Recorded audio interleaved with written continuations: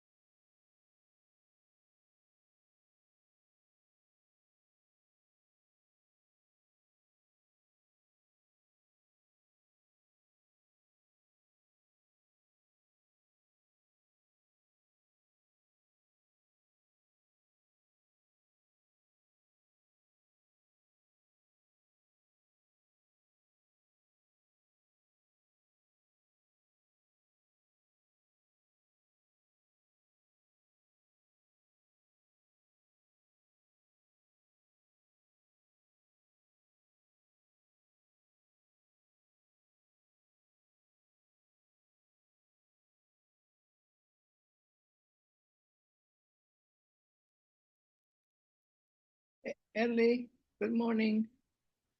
Could you put the prompt Good on? morning.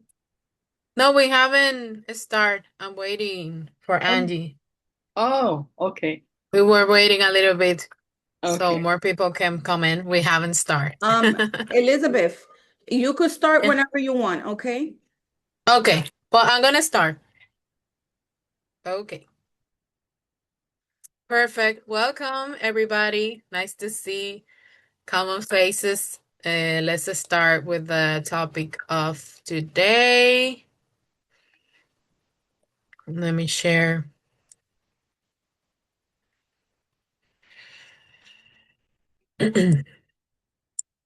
Okay. One moment.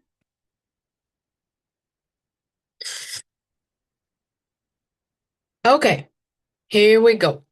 So today we will talk about the secret life of the unseen. This is a very interesting topic that can bring our creativity to see beyond what we always see and to find new things, new perspective in the way we create. And also that can be challenging for us. So it's an interesting process.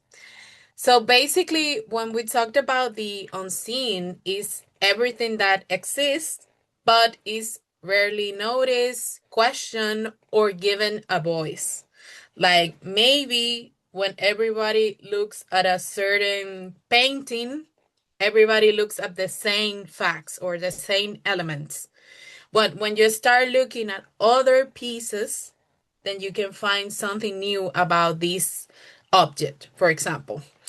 Or when you start asking new questions about a certain topic, about a certain situation, about a specific theme that you want to create, don't ask the same questions that everybody asks.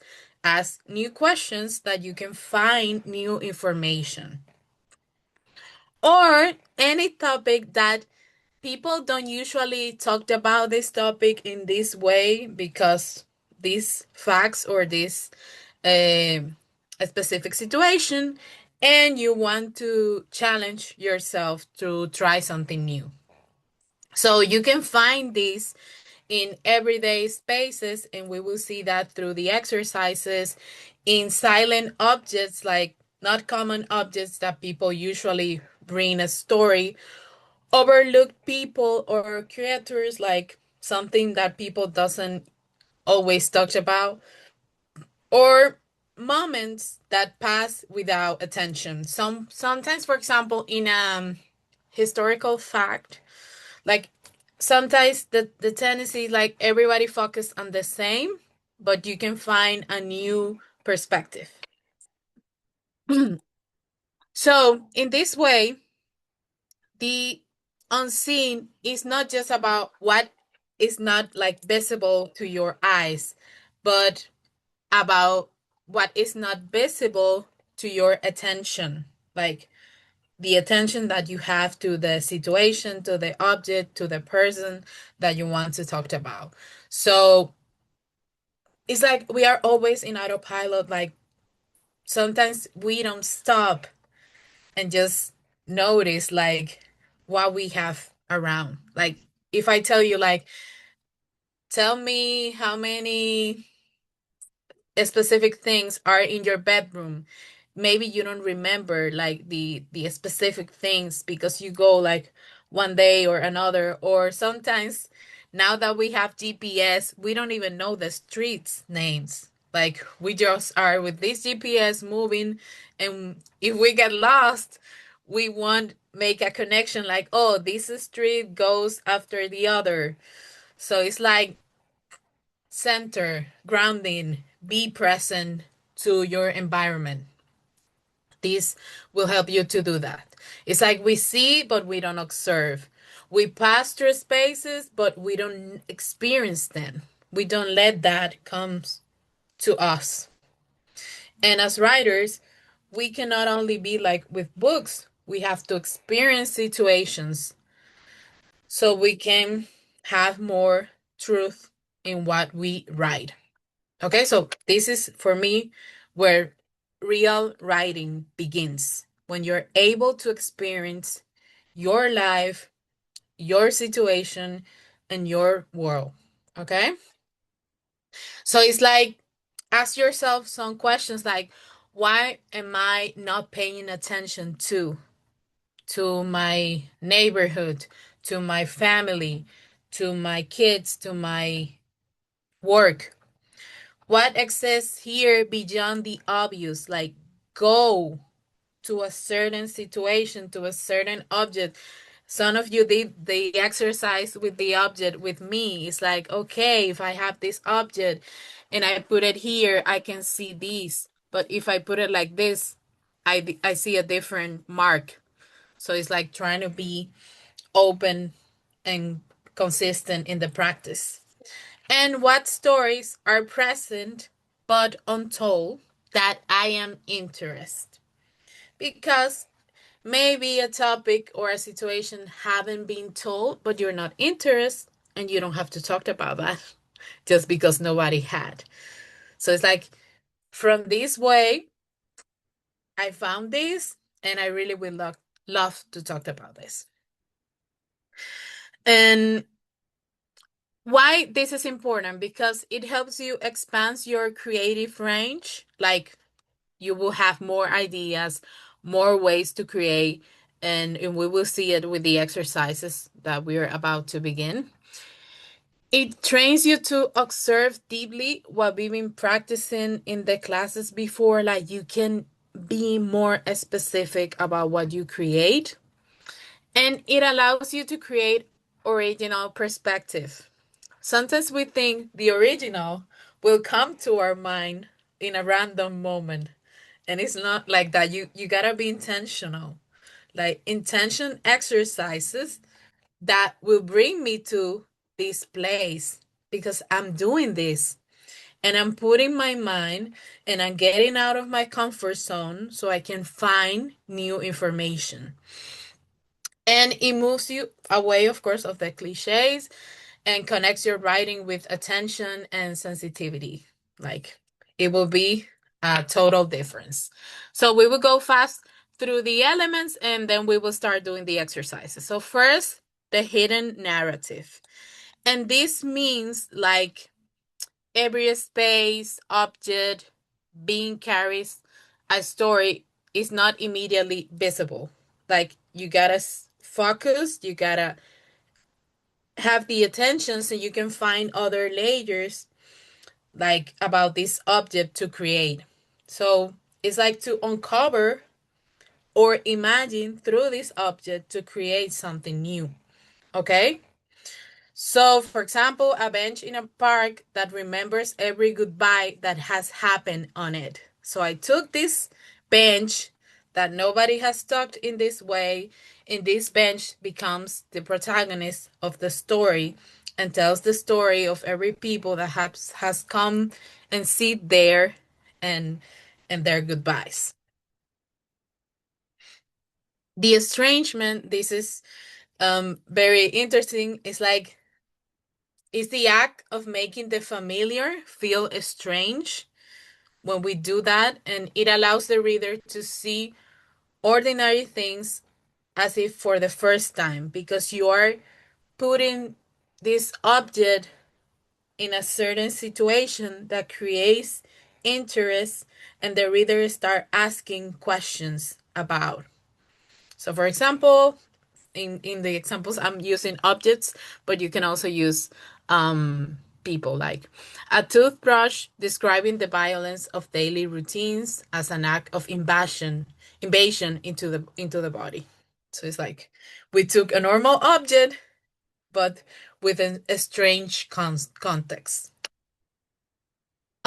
Perspective shift also helps a lot. Like, writing from the unseen requires stepping out the human, the obvious points of view that we already know. So it's like asking many questions to find other information. And this creates, like, again, new layers to find your story.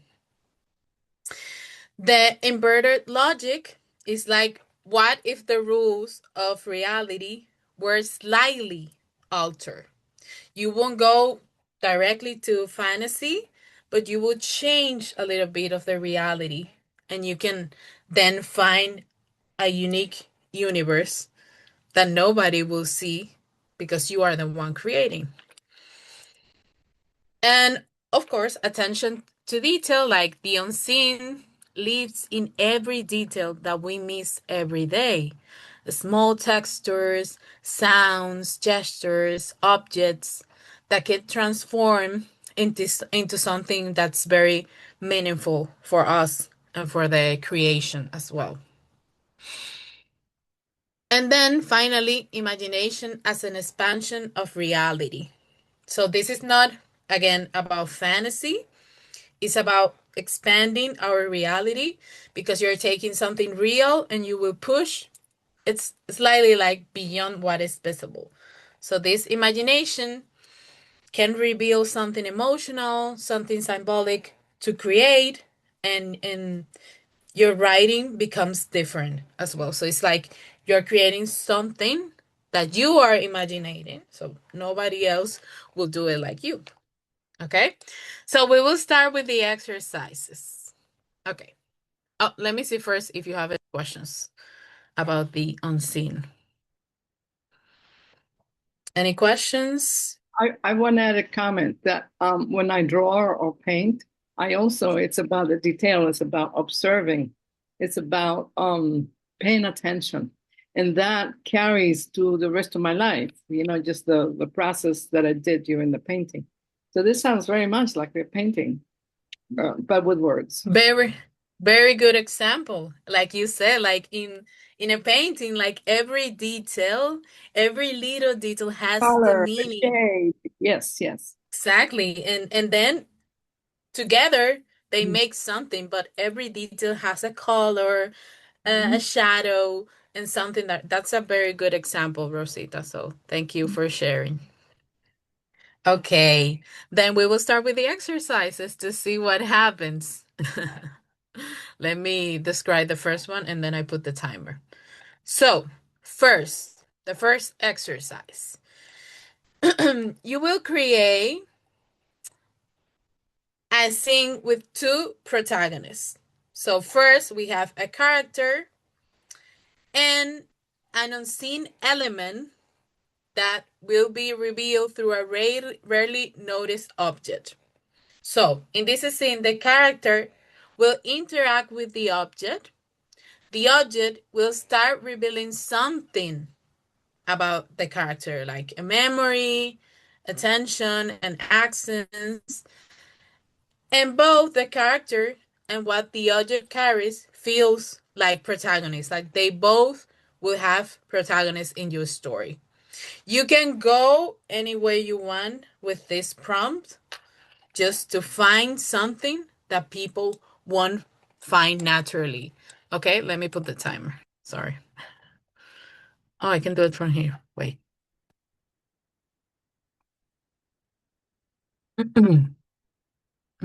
Okay. Okay,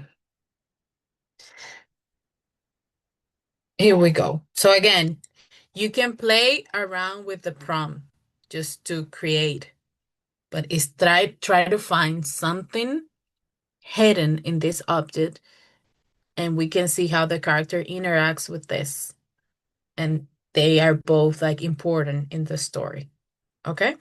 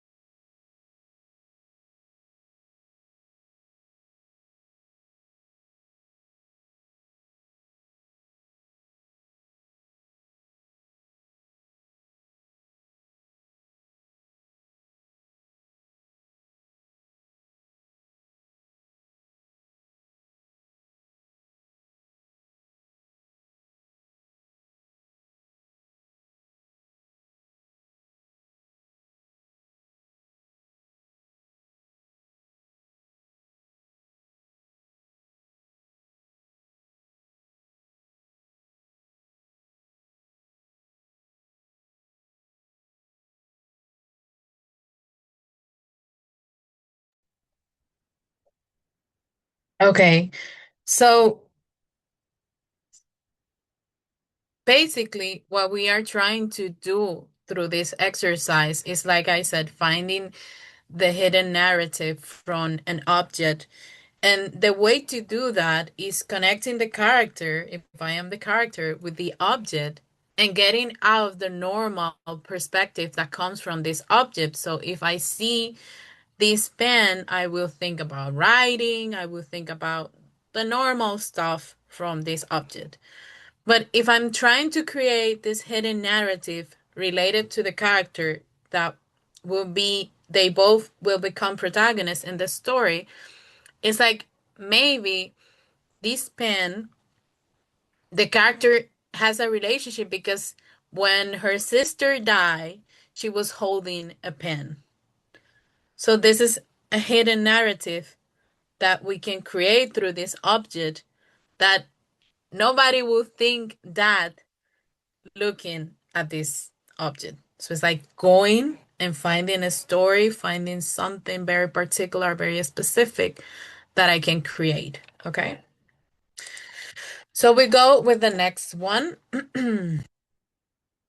And in this exercise, we will talk about estrangement. So we will choose something simple, an everyday task like or object, a glass of water, brushing your teeth, tying your shoes, opening a door, normal things.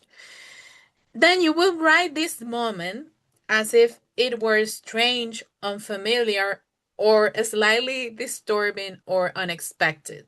Like try to focus on small action, then you can slow it down and change how the character perceives this. For example, let's imagine a character trying to tie his shoe and he's in this process and suddenly like there is a resistance with the object and it starts an interaction but with the same action. So it's like, okay, whoa, whoa, let me go again. And again comes this resistance. So there's something there that's happening that the character doesn't understand, the reader is trying to figure out, and we are interested in a normal activity through the estrangement.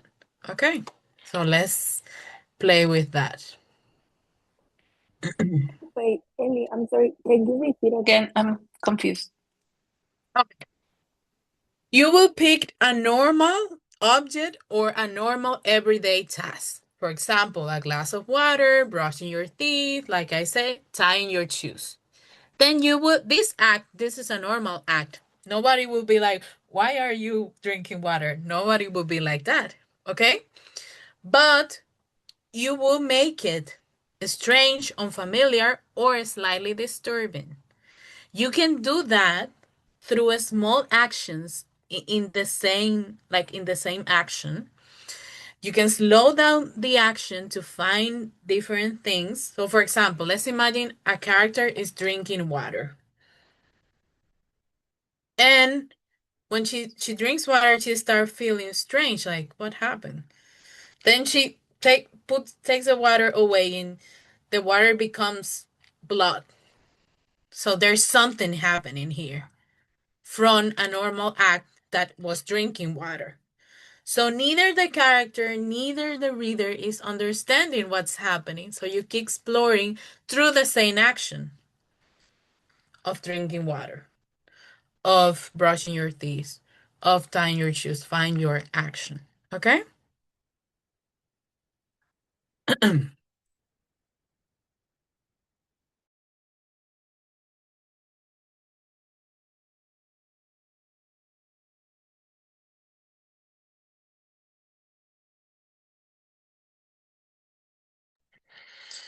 Or it can be something good as well. It doesn't have to be like let's start. Let's say I'm using a cream, and I am an old person, and as I'm putting the cream, my skin starts to get like better. So I'm like, what's happening here? And the character is exploring as a reader what's happening.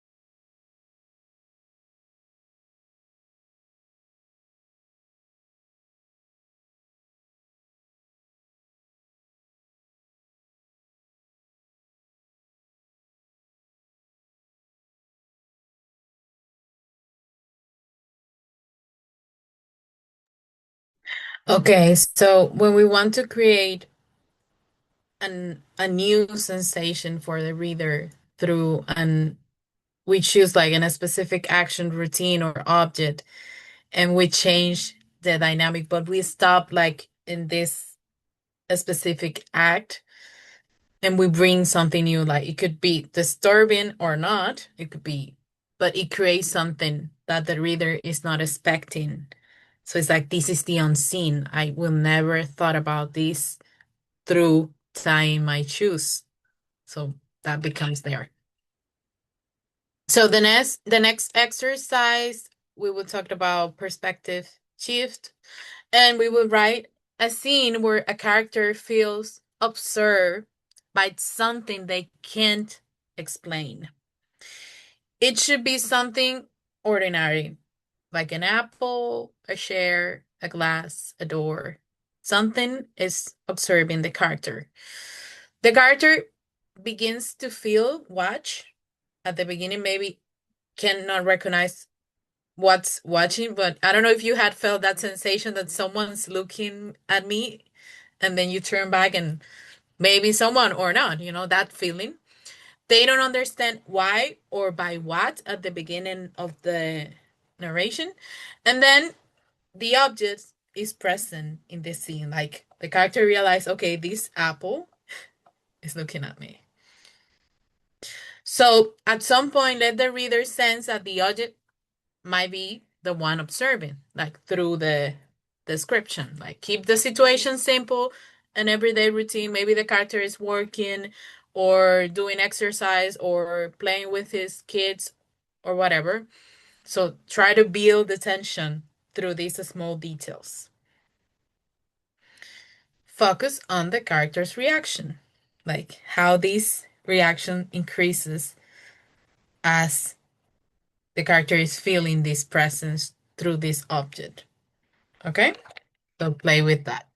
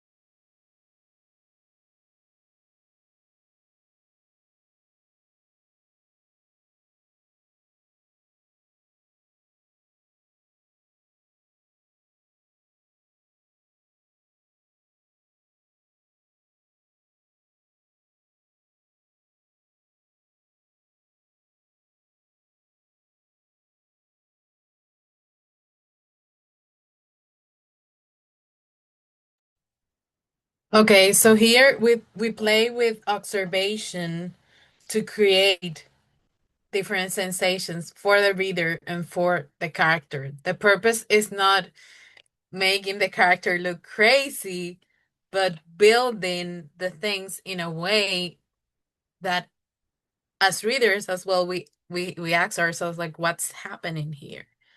And that's something unseen through a normal object, you know?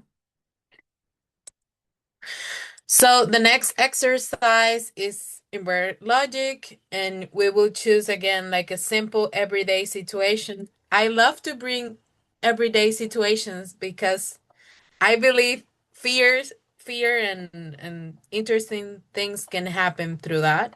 And it's like choose a simple everyday situation like walking home, eating, waiting, sleeping, whatever. And write the scene by changing one fundamental rule of reality. The change must be subtle but not undeniable. Like sample an object that refused to be used, time that reacts to emotions, silence that instead of making noise, people are followed by something instead of the other way around. So it's like keeping certain things normal and finding these things that is changing the logic, you know? So let the rule reveal itself through the scene and focus on how the character responds to that, you know? So let's imagine a character that is writing, and at one point I cannot control my hand. Something is controlling my hand. So it's like what's happening here, and the character reacts to that. So because normally I'm the one who controls the pen, not the pen controls me. So try to find this that can change the logic of how things work. Okay.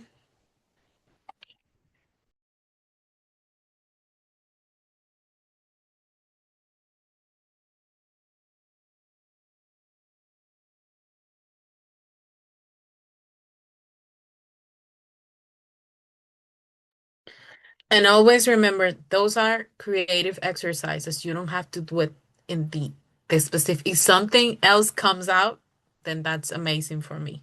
Okay. If you want to try it like this, that's amazing as well.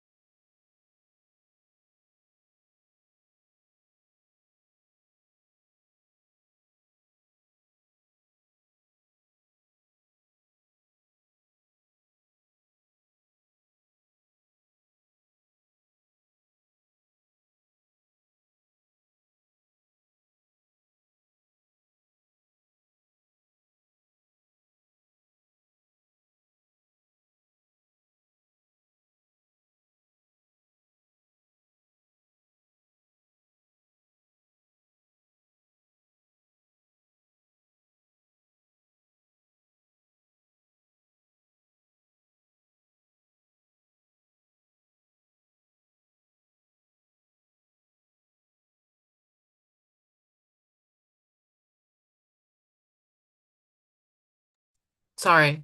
We have time for one more, and then we start sharing what happened through those exercises. I'm very curious to know what you create. So, the last exercise is about attention to detail. You will choose one small action from a daily routine again, washing your face, brushing your teeth, tying your shoes, making coffee, and you will write a scene focused only on that one action, only in one action. Like you can slow down the moment and describe it in an extreme detail way, staying inside that single action instead of jumping to the other. Like focus on texture, sensation, micro movements. Notice what is usually ignored. For example, when you wake up first, oh, you wash your face, you brush your teeth. So you're gonna stop in the action. For example, washing your face, and you will describe every single micro movement that you do with that to find something that maybe you haven't found before. Okay? So we will play with that. First, like pick the routine or the action that have many actions, like making coffee you have to do many things, for cooking a meal as well. And choose one action of that routine and stay there. Okay? We will do that last one and then we will start sharing. Let me see here. Okay.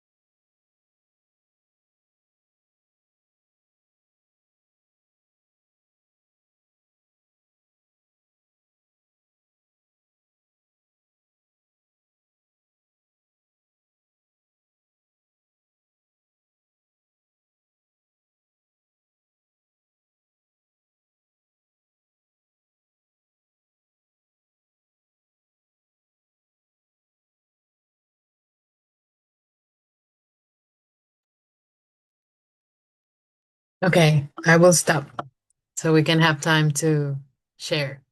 Okay, first, um, let me know what happened with these exercises, what you discover, what was challenging, what happened. You know, the creative process is so important to understand ourselves. So, who wants to comment, like, what happened?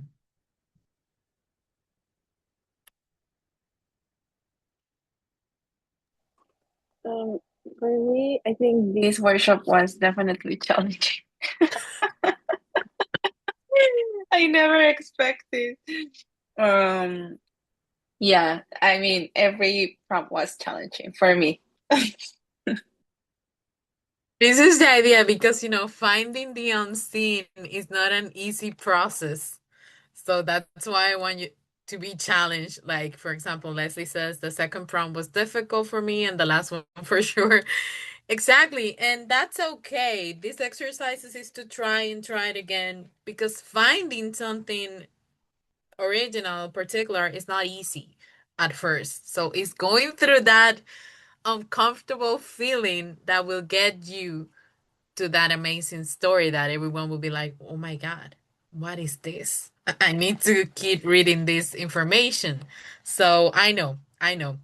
I still wrote something from amazing. The important thing that something came out of there and we will read it and see just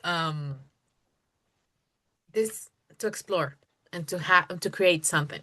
But it's not easy. I know. And these are like beginner exercises for beginners, so there are other that are like more difficult, but it's interesting to see what happens with me when I try to find something beyond why I always create. Okay, okay, who wants to start reading one of the prompts? And I want us to uh, receive this information as readers, like what we feel through that, what sensations we feel through this piece or through this text. Okay, so we put in that position. Who Start. wants to? Okay, Leslie, great, amazing. Read slowly so we can connect you. My whole entire life was in that box.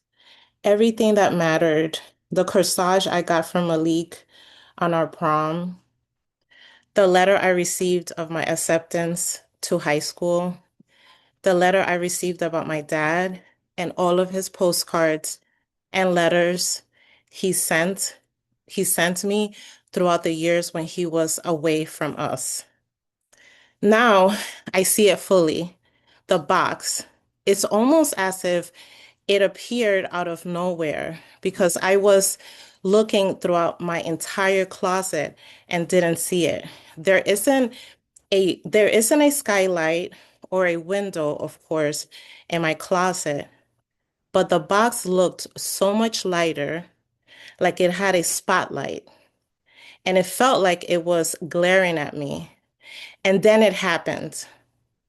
The box was slightly lifted from the shelf. I closed my eyes. Maybe it was me, or maybe it was in my head. I opened my eyes again, and then I heard the music. At first, I thought it was in my head. When I'm under a lot of pressure, I have the ability to have a song in my head. It's not really an ability, but songs speak to me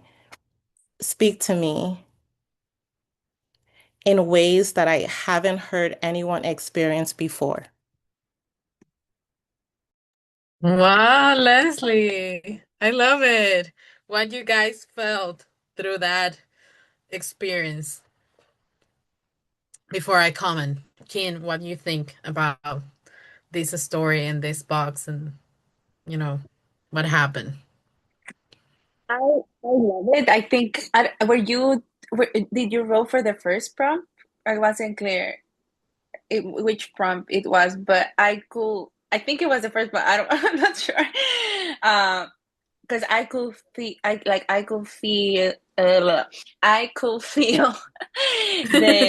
the sadness in the box, like how much weight the box had. And I love like the whole description. Like I could see, I like I cannot like I imagine a box, but like this big, like it has so many weight that it's kind of like you put that box and describe that box as infinitive. I don't know, it was just so much weight in that, like I could feel that. So it was great. Like, and I could see the different scenes as you were describing them. Totally. We sense that nostalgia for the character and the relationship with the box and what was inside the box and the memory that came out of the box. I think it was and they were both like having the protagonist in the story, and also it brings a lot of question. So there you have something. There you have something that you can continue, because the reader is already asking question like what happened with the father, what happened with the relationship, what this memory. So that gives you, more information. Okay, so I think it was beautiful and amazing. Thank you for sharing. Okay, who wants to read? Maciel or Kim or Rosita?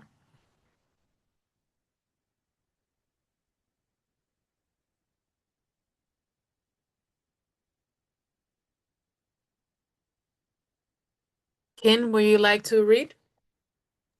Yeah, but I think Rosita wanted to Okay, read perfect. first, but I think she was mute or Yeah, something. yeah, yeah. Okay, Great. go ahead. Thank you. Again, we listen as readers. I thought of Feeling. Anna as I poured the water onto the plastic cone that held the measured portion of coffee in the paper filter. She had once tried to shame me for not knowing how to make coffee. We were both much younger then. Coming from Colombia, she said, you should know how to make coffee. Aren't you ashamed? No, I replied proudly. No one taught me how to make one cup. Magdalena would make a whole batch of coffee. She would make a whole gallon of coffee for everybody. And she made sure not to boil the coffee, she said. Um, Boil the water, shut off the heat, and place the coffee into the hot water. Then she'd strain it through a cloth sock, a whole gallon of black liquid. I continued, but I would not know where to buy cloth sock in this country. I wonder where Anna lived now and what was going on in her life. The water flowed from the pan in my hand into the filter, choking the brown black powder inside the filter, and I heard the stream of liquid ring a metal sound inside the cup I had placed in the sink to catch the black gold. I had sure learned how to make one cup of coffee over the years, but creatively, I had taken the coffee basket from a Mr. Coffee Maker that had broken down. I am sure that the plastic tubing had hardened from the everyday heat until it worked. It was brilliant for sure. I had refused to feel the intended shame, learned to make one cup for myself, and I reappropriated the coffee basket for my personal satisfaction. Thank you, Rosita. Who wants to comment before I comment?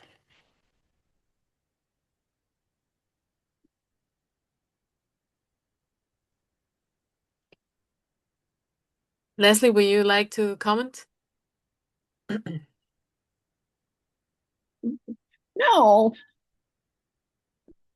I thought of Anna. I love this line Oh, and how I went on. Okay, go ahead. no, I was like typing as I was yeah, I love the fact how like in the character the protagonist or the character was saying like how they were making the coffee and they thought of Anna, right? Like and you could kind of feel like there's a memory coming and how um stereotypically I guess like how the protagonist should have know how to make coffee if they coming from a certain country. It just made me think about all the things that we're supposed to know how to do if we're coming from this place or that place, and even being women, oh, you're supposed to know how to do this and that. And so it was just I felt like a memory, going down memory lane, like we don't know where the character is at, or where's Anna, or where's all these other characters, but it left me with having questions about that. Like, oh, what happened to, did they ever know how to make coffee well? I don't know. It was great.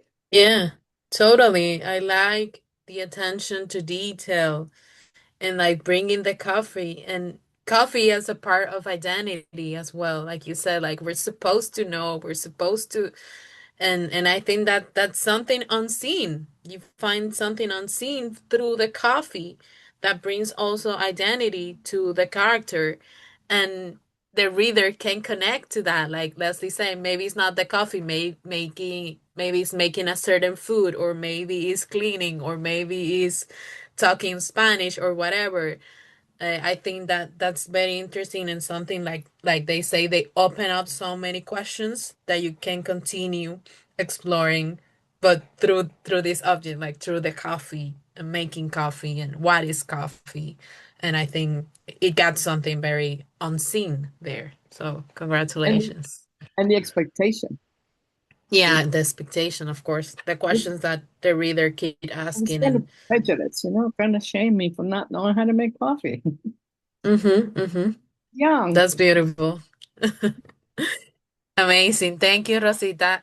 Kim, and then we can finish with Maciel because we can do it. Okay. Okay. We Okay, listen again. this was hard, but I'll read what I got. With the background music of the organilleros, here we are in El Centro de Mexico City. You came with my brother for the weekend and decided to take us for the breakfast I crave every Sunday. A lechero with chilaquiles verdes y pollo, and an orange juice freshly made. You know that breakfast will make us all happy. With a breaking voice, you hold my hands and my brother's hand. And as everything is about to change, the rhythm of my life, the scene stops. My brother put his eyes down. You say that he's not my biological brother. And as you tell me the story, one I never asked for, you are crying. I don't actually remember what you are saying because I only feel my brother's hand holding mine, and I see him holding yours. It seems to be the perfect moment, and the photographer comes and asks for a photo. You say yes and smile. My last breath was a long time ago, and I see myself forced to smile. ¿Dónde está? I hope you are keeping it safe in the memories of that day, of the tornado, of the change of the season. I hope you are keeping it safe in the memories of that day, where you taught me how to stop the time. In the constant habit of worrying for the other, I am crying with my therapist, as I remember you crying when truths were hard to tell. I worry for you. I worry for your health. I worry about the constant distance. I worry about the contradiction of being happy in a place far from home, far from the ones that I love. I worry about the contradiction of my life. I worry about working so hard and missing the unforgettable moments that only happen once. I worry and I worry. Wow, Kim. This day has been intense for all of us. Wow. Wow. They say I like the tension between the memory, the photo, plus a hidden story. Exactly. It's an scene of revelation. Something's revealed from for the character, and we can sense like all the emotions, and that part, like my brother is holding my hand, you The know. flexible, uh-huh. Mhm. Mm-hmm. Mm-hmm. And But that's beautiful. Mm-hmm. but Rosita? who's the third person is not visible at all. I am assuming it was probably mother. The Mother. third person was my brother, actually, the one that because he is, well, I already, it's a personal story, yeah, but it's my brother, because It's the you, story, it's brother. him. Yeah, and like it seems like the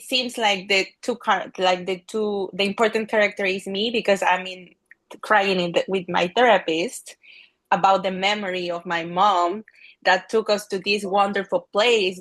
Okay. But my brother is the one that holds the truth because he's not my biological brother, and he knew the secret from he was born, but I didn't. So yeah, it's a long Right. scene, Wow. but it's the thing that I just cool thought about it because I don't know. No, that's great. Thank you for trusting and bringing that to the room. I mean, Hmm. that's a big story. And how the mind flies, you know? You're in the present with your therapist, but your thoughts are way back there. And then you come back to the present and say all the things you worry about. Mm-hmm. Mm-hmm. Thank you, Kim. Wow. Marcia, do you want to read yours before we leave? Sure. I don't know if I did this right, but I kind of wrote something short. Uh, Doesn't matter. It's not right or wrong, okay? Go ahead. I was also struggling with the prompts, but I know I'll come back to them. Um, Mommy hangs a painting of Jesus over her king-size bed. The painting is of a white man, blue eyes, wearing a white and red costume, curtain style, that based on the lines draped over his 120-pound body.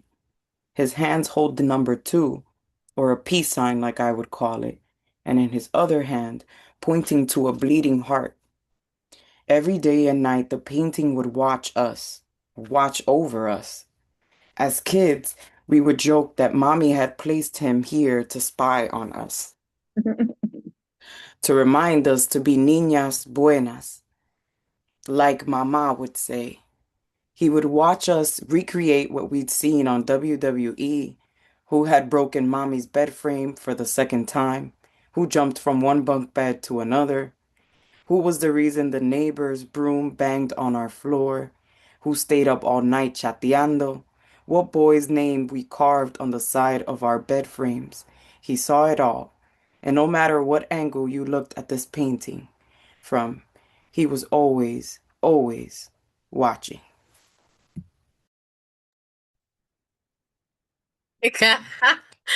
Oh my God, I'm so proud of all of you. This has been amazing. Who wants to comment Maciel's work? What you already have comments on the chat. Yeah, the lines, this painting, this image. Rosita, you wanna comment? Yeah. Yes, that description of the picture of Jesus, Mm. wrong race. He was brown, but also so familiar to me because I was raised Catholic. But the description was like so succinct, you know, the skin color, the eyes, the gesture. Yeah, yeah, a lot of those are Buddhist signs that Jesus is doing. Um, Mm-hmm. and which, by the way, Donald Trump also copies. Um, Mm-hmm. so yes, it's all there, and always watching the children, but not just watching, spying. Mm. Yeah, yeah. and Totally, totally.